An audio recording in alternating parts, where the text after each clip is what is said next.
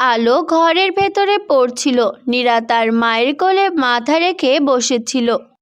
মা, তুমি কখনো আমাকে ছেড়ে চলে যাবে? মা মৃদু হেসে তার মাথায় হাত বুলিয়ে বললেন, না মা, আমি সব সময় তোমার হৃদয়ের ভেতরেই থাকবো। যতদিন তুমি ভালো মানুষ থাকবে ততদিন তুমি আমাকে তোমার পাশে পাবে। নীরা হাসলো, কিন্তু সে জানতো না এটাই ছিল তার মায়ের শেষ কথা। কয়েকদিন পর তার মা অসুস্থ হয়ে মারা গেলেন। মায়ের মৃত্যুর পর ঘরটা যেন একদমই নীরব হয়ে গেল। বাবা কিছুদিন পর আবারও বিয়ে করলেন। সালমা নামের সেই মহিলা প্রথম দিন থেকেই নীরাকে অনেক অপছন্দ করত। এই মেয়েটা সারাদিন শুধু বসে থাকে, কোনো কাজ করে না। নীরা তখন ভয়ে বলল, আমি কাজ করব, আপনি শুধু আমাকে বলুন কি কাজ করতে হবে, আমি আপনার সব কাজ করে দিচ্ছি। কাজের বেলায় কিছু না, খালি মুখের ওপর কথা, তাই না? যা, প্রথমে গিয়ে রান্না কর, তারপর বাসন ধুয়ে আমার জন্য মজার মজার নাস্তা বানাবি। সৎ মায়ের কথা শুনে ছোট্ট নীরা একের পর এক সব কাজ করতে থাকে। আর এভাবেই সালমা তাকে দিয়ে সারাদিন কাজ করাতো, আর দিন শেষে সামান্য কিছু খাবার দিত, যাতে নীরার পেটও ভরে না। নীরা তখন খাবার সামনে নিয়ে বসে বসে কাঁদতে কাঁদতে বলে, মা তুমি কোথায়? আমি খুব ক্লান্ত, আমি আর পারছি না মা। তুমি কেন এইভাবে আমাকে একা করে চলে গেলে? তুমি তোমার সঙ্গে করে আমাকেও কেন নিয়ে গেলে না? তাহলে হয়তো আজ আমাকে এত কষ্ট সহ্য করতে হতো না মা। অপরদিকে সালমা বসে বসে ভাবতে থাকে, ওইটুকু মেয়েকে দিয়ে আমি কত কাজ করাই আর কত রকম কথা বলি, তবুও মেয়েটা মুখ বুজে সবটা মেনে নেয়। আজ কয়দিন তো ওকে খাবারও খেতে দিচ্ছি না ভালোভাবে, তবুও কেন ও বাড়িতে পড়ে থাকবে? আমি তো ওকে তাড়ানোর জন্যই এগুলো করছি, কিন্তু এতে তো আমার কোনো লাভ হচ্ছে না। না, আমাকে এভাবে বসে থাকলে চলবে না, আমাকে অন্য কোনো সিদ্ধান্ত নিয়ে পথের কাঁটা দূর করতে হবে। এরপর সালমা এক ভয়ঙ্কর সিদ্ধান্ত নিল, নীরা, আমাকে একটু নদী দেখাতে নিয়ে যাবি? আমি অনেক দিন ধরে নদী দেখতে চাই, কিন্তু যেতেই পারি না। তুই আমার সঙ্গে গেলে ভালো হবে। বন্ধুরা, কেমন লাগছে আমাদের আজকের এই গল্পটি? যদি ভালো লেগে থাকে তাহলে এখনই কমেন্ট বক্সে তোমাদের সুন্দর নামগুলো লিখে জানাও, কারণ আমরা পরবর্তী গল্পে তোমাদের নাম ব্যবহার করব। সালমার কথা শুনে নীরা খুশি হয়। তারপর সে বলে, মনে হচ্ছে মা আমাকে ভালোবাসতে শুরু করেছে। আমি তো এটাই চেয়েছিলাম। হ্যাঁ মা, চলো, আমি তোমায় নদীর পাহাড় সবকিছু দেখাবো। আমি তোমাকে সেই নদীর পাড়ে নিয়ে যাব, যেখানে গেলে আমার মনটা সব সময় ভালো হয়ে যায়। ঠিক আছে, দ্রুত চল, তোর বাবা আসার আগেই ফিরতে হবে। এরপর নীরা ও সালমা সেই নদীর পাড়ে চলে গেল। সেখানে যে নীরা অনেক খুশি হয়, আর তারপর তার সৎ মাকে বলে, মা দেখেছো নদীটা কত সুন্দর? তোমার ভালো লাগছে না মা? আর যদি না লাগে তাহলে চলো আমরা পাহাড় দেখে আসি। না, আমি পাহাড় পছন্দ করি না, আমার এই নদীতেই ভালো লাগছে। আচ্ছা নীরা, তুই কি সাঁতার জানিস? না মা, আমি সাঁতার জানি না। মা বেঁচে থাকতে অনেকবার বলেছিল, কিন্তু আমি ভয়ে কখনো নদীর পানিতেই নামতে চাইতাম না। বাহ, খুব ভালো। এই প্রথম তোর মা একটা সঠিক কাজ করে চলে গেছে, আমার এখন এটাই মনে হচ্ছে। মানে কি বলছো তুমি মা? আর আমরা এখানে কেন এসেছি? কারণটা তুই এখনো বুঝতে পারছিস না? আমি চাই আজ থেকে তুই আর আমার জীবনে না থাকিস। হা হা হা হা হা। নীরা কিছু বুঝে ওঠার আগেই সালমা তাকে পানিতে ঠেলে দিল। নীরা পানির নিচে ডুবে যেতে লাগলো আর চিৎকার করে সাহায্য চাইতে লাগলো। মা, আমাকে বাঁচাও, আমি তোমার শত অত্যাচার সহ্য করে তোমার বাড়ির এক কোণেই পড়ে থাকবো, তবু তুমি আমাকে বাঁচাও মা। আমি এই নদীর পানিতে ডুবে যাচ্ছি, বাঁচাও মা, আমাকে একা ফেলে যেও না। যাক বাবা, এতদিনে পথের কাঁটা দূর হচ্ছে, আর আমি তোকে আবারও তুলে নিয়ে যাব? আমি কি এতটাই বোকা? এখন দ্রুত এখান থেকে আমি চলে যাই, নইলে আবার ধরা পড়ে যাব। এরপর সালমা চলে যায়, আর এদিকে নীরা পানির নিচে ডুবে যায়। কিন্তু সে এক অন্য জগতে চলে যায়। সে দেখে হঠাৎ চারিদিক সোনালি আলো ছড়িয়ে পড়ছে আর তার সামনে একটা বিশাল সোনার প্রাসাদ দাঁড়িয়ে আছে। প্রাসাদটির নিচে সোনা ঝলমল করছে। আমি কোথায় চলে এলাম? আমি কি এখনো জীবিত আছি? এখানে তো কাউকে দেখছি না। আমার খুব ভয় করছে। জলের নিচে কেমন প্রাসাদ। তখন হঠাৎ করে একটা জলপরী তার সামনে চলে এলো। ভয় পেও না নীরা, তুমি এখানে নিরাপদ। আজ থেকে আমি একদম তোমার সুরক্ষা করব। আর তুমি একদম সঠিক জায়গায় এসেছো। কেউ তোমাকে বিপদে ফেলে যে অনেক ভালো করেছে তোমার জন্য। নীরা তখন অবাক হয়ে বলল, আমি কি মারা গেছি? আমি তো কিছুই বুঝতে পারছি না। সাঁতার জানি না আমি। তাহলে এই জগতে আমি কিভাবে চলে এলাম? জলপরী তখন মৃদু হেসে বললেন, ভয় পেও না নীরা, এখানে তোমার কিচ্ছু হয়নি। তুমি বেঁচে আছো। এই প্রাসাদ শুধু তাদের জন্য যাদের হৃদয়ে সত্যিকারের ভালোবাসা আছে আর যারা সত্যিকার অর্থে ভালো। এখন চলো, আমার প্রাসাদে তোমাকে স্বাগতম। এরপর নীরা সেই জলপরীর প্রাসাদের ভেতরে প্রবেশ করলো আর সে দেখলো প্রাসাদের ভেতরে সবকিছুই সোনার তৈরি, কিন্তু সবচেয়ে সুন্দর ছিল তার শান্তি। আমি এখানে এত শান্তি অনুভব করছি, যেন আমার সব কষ্ট দূর হয়ে গেছে। আমার খুব ভালো লাগছে। জলপরী তখন বলল, নীরা, এর মূল কারণ এখানে কেউ তোমাকে কষ্ট দেবে না। তুমি এখানে সারা জীবন থাকতে পারবে। নীরা সেখানে হাসতে শিখলো, আবার স্বপ্ন দেখতে শিখলো। তারপর থেকে সে জলপরীর কাছে থাকতে শুরু করলো, সেই জাদুর সোনার প্রাসাদে। তখন একদিন জলপরী বললেন, নীরা, এখন তোমার পৃথিবীতে ফিরে যাওয়ার সময় এসেছে। জলপরীর কথা শুনে তখন নীরা কাঁদতে লাগলো। আমি কি আবারও সেই কষ্টের জীবনে ফিরে যাব, যেখানে গেলেই সৎমা আমাকে বাঁচতে দেবে না পড়ি? কিন্তু বাবা ও মায়ের কথা আমার খুব মনে পড়ে। না, এবার তুমি শক্ত হয়ে ফিরবে। এবার কেউ তোমাকে কষ্ট দিতে পারবে না। তোমার সাথে এক অদ্ভুত জাদু থাকবে। এই কথা বলে তিনি নীরাকে একটি সোনার আলো দিলেন। নীরা আবারও নদীর ধারে জেগে উঠল। তারপর সে তার বাড়িতে চলে গেল। তখন প্রথমে নীরাকে তার বাবা দেখলো। তখন তার বাবা তাকে দেখে কেঁদে ফেললো আর বলল, নীরা মা, তুই ফিরে এসেছিস মা। আমি তোর জন্য কত অপেক্ষা করেছি। আমি ভেবেছি তোকে হয়তো আর ফিরে পাবো না। আমি তোকে হারিয়ে ফেলেছি। হ্যাঁ বাবা, আমি ফিরে এসেছি। আমিও তোমাদের অনেক মিস করেছি, তাই তো তোমাদের ছেড়ে আর থাকতে পারিনি। তুই ঘরে প্রবেশ করতেই মনে হচ্ছে ঘরটা একটা আলাদা আলোময় হয়ে গেল আর সব কিছুই পাল্টে গেল। সালমা, তুমি কোথায়? আমি সবটা জানতে পেরেছি। তুমি আমার মেয়ের সাথে এমন করেছো, তাই আজকের পর থেকে এ বাড়িতে তুমি থাকতে পারবে না। তুমি এখন এ বাড়ি ছেড়ে চলে যাও। আমাকে ক্ষমা করে দাও। আমি আমার ভুলটা বুঝতে পেরেছি। আমি আর কখনোই নীরার সাথে এমনটা করব না। আমাকে একটা শেষ সুযোগ দাও। না সালমা, আমি তোমাকে কোনো সুযোগ দিতে চাই না। তুমি কিভাবে পারলে আমার মেয়েকে এইভাবে ডুবিয়ে মারার কথা চিন্তা করতে? আর আজ যদি জলপরি ওকে সাহায্য না করতো, জলের নিচে জাদুর প্রাসাদ না থাকতো, তাহলে আমার মেয়েকে আমি কোথায় পেতাম? সেই জলপরীকে আমি অনেক ধন্যবাদ জানাই, কারণ আমার মেয়েকে আমার কাছে সে ফিরিয়ে দিয়েছে। নীরা তখন শান্তভাবে বলল, বাবা, তুমি মাকে ক্ষমা করে দাও। মা তার ভুল বুঝতে পেরেছে। আমি তোমাকে ক্ষমা করে দিলাম মা। দেখেছো, আমার মেয়েকে দেখে তুমি একটু কিছু শেখো। এত কিছুর পরও সে তোমাকে ক্ষমা করে দিল, আর তুমি তার সাথে কতই না অত্যাচার করেছো, তাকে মারতে চেয়েছো। সত্যি আমি অনেক বড় ভুল করেছি। নীরামা আমাকে ক্ষমা করে দিয়েছে। তাই আমি আজকের পর থেকে কথা দিচ্ছি, আমাকে দেখে কেউ বুঝতেই পারবে না যে আমি নীরার সৎমা। এরপর থেকে নীরা তার সৎমা ও বাবার সাথে সুখে স্বাচ্ছন্দ্যে হাসি আনন্দে বসবাস করতে থাকে।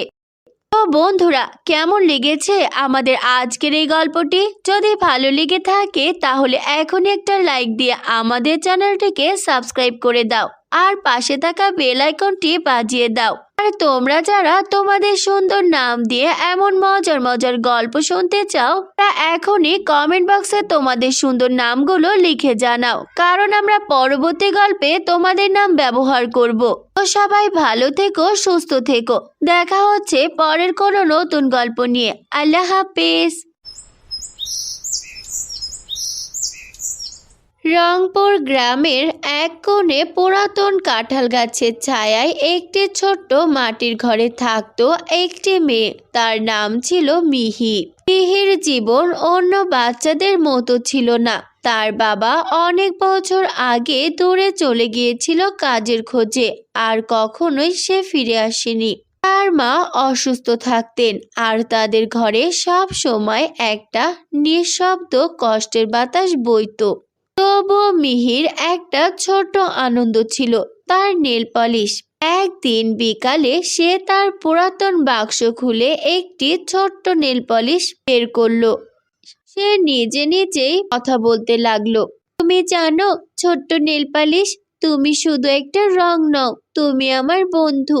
যখন সবাই আমাকে ভুলে যায়, যখন আমি নিজেকে একা মনে করি, তখন তুমি আমাকে মনে করিয়ে দাও যে আমার জীবন এখনো রঙিন হতে পারে। তুমি আমাকে আশা দাও, তুমি আমাকে সাহস দাও, আর তুমি আমাকে মনে করিয়ে দাও আমি এখনো স্বপ্ন দেখতে পারি। তার মা তখন দূর থেকে দুর্বল কণ্ঠে বললেন, মিহি, তুমি কি আবারও তোমার নখের রং লাগাচ্ছ? মিহি তার মায়ের কাছে গিয়ে তার হাত ধরল আর বলল, হ্যাঁ মা, কারণ আমি বিশ্বাস করি একদিন আমার জীবনও এই রঙের মতো সুন্দর হয়ে উঠবে। আমি বিশ্বাস করি এই পৃথিবীতে কোথাও না কোথাও এমন একটা জাদু আছে যা আমার জীবনটাকে বদলে দেবে। মিহির কথা শুনে তার মা চোখ বন্ধ করে মৃদু হাসলেন আর বললেন, হ্যাঁ মা, জাদু আছে, কিন্তু সেই জাদু বাইরে নয়, সেটা তোমার হৃদয়ের ভেতরে। সেই রাতে যখন পুরো গ্রাম ঘুমিয়ে পড়েছে, হঠাৎ মিহি ঘরের জানালা দিয়ে এক অদ্ভুত আলো ঢুকলো। আলোটা ছিল জীবন্ত, গোলাপি, নীল, বেগুনি, সোনালি। মিহির হৃদয় জোরে পুক করতে লাগলো। সে ধীরে ধীরে তখন বলল, এই আলোটা আমাকে ডাকছে। আমি জানি না কেন, কিন্তু আমার মনে হচ্ছে এই আলো আমার জীবনের সাথে জড়িত, যেন একটা আমাকে কিছু বলতে চায়, যেন এটা আমার জন্য অপেক্ষা করছিল। বন্ধুরা, কেমন লাগছে আমাদের আজকের এই গল্পটি? যদি ভালো লেগে থাকে তাহলে এখনই কমেন্ট বক্সে তোমাদের সুন্দর নামগুলো লিখে জানাও, কারণ আমরা পরবর্তী গল্পে এখান থেকে নাম বাছাই করে গল্প বানাবো। সে তখন সাহস করে বাইরে গেল। তার সামনে যে নদীটা ছিল সেটা আর সাধারণ নদী নেই, এটা হয়ে গেছে জাদুর নেল পলিশের নদী। নদীতে পানি ছকছক করছে, যেন হাজার হাজার তারা নদীর ভেতরে নাচছে। মিহির চোখ ভরে গেল বিস্ময়ে। তখন সে বলল, এটা এটা কি সত্যি, নাকি আমি স্বপ্ন দেখছি? যদি এটা স্বপ্ন হয় তাহলে আমি কখনোই জাগতে চাই না। তখনই হঠাৎ নদীর মাঝখান থেকে একটি ছোট্ট পরী উঠে এলো। তার ডানাগুলো ছিল রঙিন, আর তার শরীর থেকে আলো বের হচ্ছিল।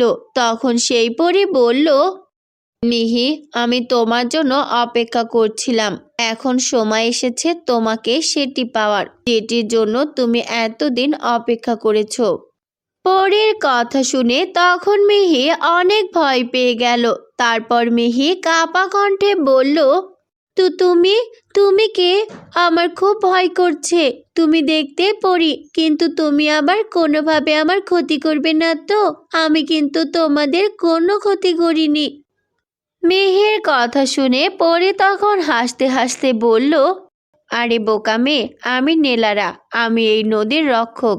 এই নদী সাধারণ নদী নয়, এটা মানুষের ভালোবাসা, আশা আর স্বপ্নের রং তৈরি করে, কিন্তু সেটা সবাই দেখতে পায় না। এটা দেখার জন্য একটি মনের প্রয়োজন, যেটা তোমার আছে মিহি। পরীর কথা শুনে মিহি তখন বিস্ময়ে বলল, তাহলে এই নদী জীবন্ত? হ্যাঁ, আর এখন এই নদী বিপদে আছে। তুমি কি পারবে এই নদীকে সাহায্য করতে? হ্যাঁ পরী, কেন নয়, কিন্তু আমি কি পারবো এই দায়িত্ব গ্রহণ করতে? হ্যাঁ মিহি, অবশ্যই পারবে, কারণ তুমি এর একমাত্র উপযুক্ত। পরের বলা কথাগুলো শুনে মিহি বাড়িতে চলে এলো। অপরদিকে সেই গ্রামে আরেকটি মেয়ে ছিল, তার নাম ছিল লিলি। সে সব সময় মিহিকে হিংসা করত। সে লুকিয়ে সব দেখছিল, তাই তো সে রেগে গিয়ে বলল, ও আচ্ছা, এই ব্যাপার। কেন সব সময় মিহি? কেন এই জাদু তার জন্য? আমি কি কম? আমি কি অযোগ্য? না, আজ থেকে এই জাদু আমার হবে। এই নদী সব শক্তি আমি নিব, আর আমি পৃথিবীর সবচেয়ে শক্তিশালী মেয়ে হয়ে উঠব। এতটুকু বলে লিলি সেই নদীর কাছে গেল আর সেইখান থেকে একটি জাদুর বোতল তুলে নিল। হঠাৎ নদীর রং অন্ধকার হয়ে গেল, আকাশটা কালো হয়ে গেল। নেরোলা দুর্বল হয়ে পড়ল। নদী থেকে একটি অন্ধকার ছায়া জন্ম নিল। ছায়া তখন ভয়ঙ্কর কণ্ঠে বলল, আমি হিংসা, আমি লোভ, আমি অন্ধকার, আর আমি এখন সব আলো গ্রামে গ্রাস করব। পুরো গ্রামকে ধ্বংস করে ফেলবো। আমার হাত থেকে কেউ রক্ষা পাবে না। লিলি তখন সেই নেল পালিশটা ফেলে দিয়ে সেখান থেকে পালিয়ে গেল, কিন্তু ছায়া তার পিছু ছাড়ল না। সেই ছায়া সত্যি সত্যি পুরো গ্রামে ছড়িয়ে পড়ল, আর গ্রামে এক আকাল পড়ল। সেই গ্রামের সব মানুষেরা অসুস্থ হয়ে যেতে লাগলো। তখন মিহি অনেক চিন্তায় পড়ে গেল। তাই তো সে বলল, না, এটা কিছুতেই হতে পারে না। আমি এটা হতে দেব না। আমি এই নদীকে বাঁচাবো, সাথে সাথে পুরো গ্রামকে আমাকে বাঁচাতেই হবে। পরি, তুমি কোথায়? আমাকে সাহায্য করো। নিশ্চয়ই তুমি এই বিপদের কথা বলেছিলে, যেটা আমি বুঝতে পারিনি। আমার বুঝতে অনেক দেরি হয়ে গেছে। পরি, আমাকে সাহায্য করো। এরপর মিহি চোখ বন্ধ করলো, কিন্তু সেই পরী এলো না। তারপর মিহি কাঁদতে কাঁদতে পরীর কাছে সাহায্য চাইলো। আমি ভয় পাচ্ছি পরি, এটা আমার পক্ষে সম্ভব না। আমি একা কখনোই এই বিপদ মোকাবেলা করতে পারবো না। আর আমি পালাবো না, কারণ আমি জানি যদি আজ আমি ভয়ে হার মানি, তাহলে শুধু এই নদী নয়, আমার নিজের হৃদয়ের আলো চিরদিনের জন্য লিভে যাবে। আমি ছোট হতে পারি, কিন্তু আমি দুর্বল নই। আমার হৃদয় শক্তিশালী, আর আমার হৃদয়ের আলো দিয়ে এই অন্ধকারকে আমি হার মানাবো।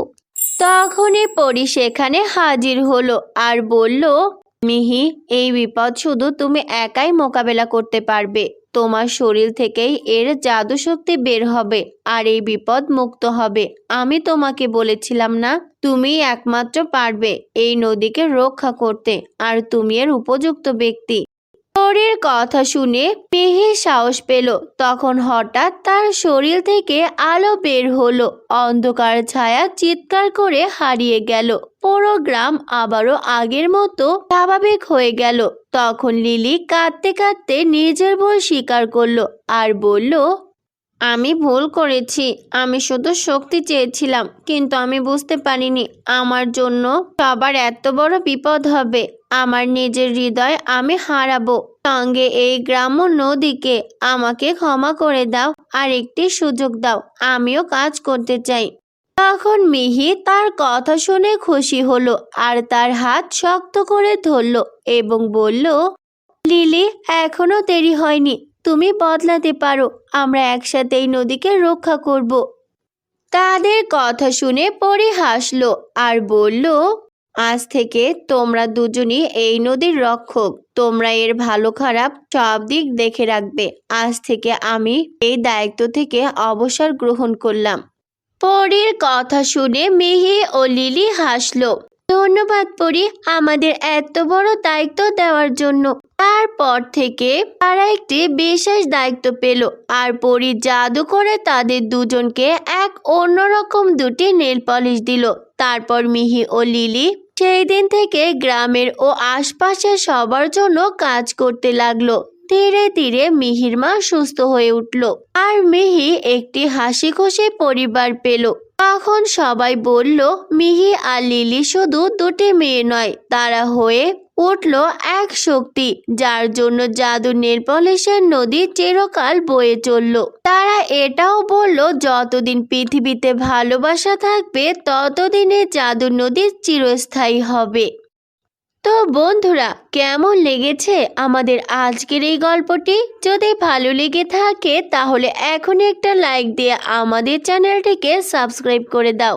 আর তোমরা যারা তোমাদের সুন্দর নাম দিয়ে এমন মজার মজার গল্প শুনতে চাও, তারা তাদের নামগুলো এখনই কমেন্ট বক্সে লিখে জানাও। কারণ আমরা পরবর্তী গল্পে তোমাদের নাম ব্যবহার করব। তো সবাই ভালো থেকো, সুস্থ থেকো। দেখা হচ্ছে পরের কোনো নতুন গল্পের সঙ্গে। আল্লাহ হাফেজ।